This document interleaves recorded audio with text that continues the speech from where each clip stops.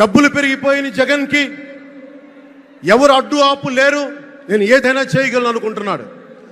రావణాసురుడు కూడా ఒకటే అనుకున్నాడు, నా చుట్టూ బంగారంతో కట్టిన లంక ఉంది, వజ్రాలతో వైడూర్యాలతో ఉన్న పుష్పక విమానం ఉంది, ధీరులు సూరులు మంది మార్బలం ఉన్నారు అనుకున్నాడు. నన్నేం చేయగలడు అనుకున్నాడు.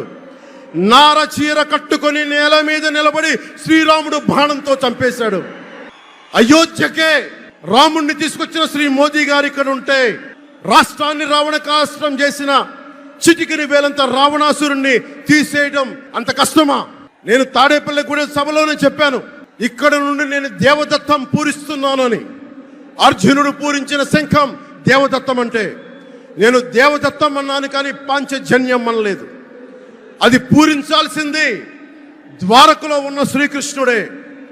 అక్కడి నుండే మోదీ గారు పాంచజన్యాన్ని వచ్చిన మోదీ గారు, గుజరాత్ ద్వారక నుంచి వచ్చిన శ్రీ మోదీ గారు ఈ కురుక్షేత్ర యుద్ధం కోసం పాంచజన్యాన్ని పూరిస్తారు. ఇక్కడ జరగబోయే ఎన్నికల కురుక్షేత్రం, ఈ యుద్ధం ఫలితం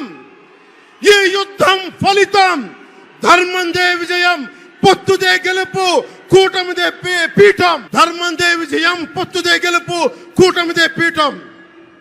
జై హింద్.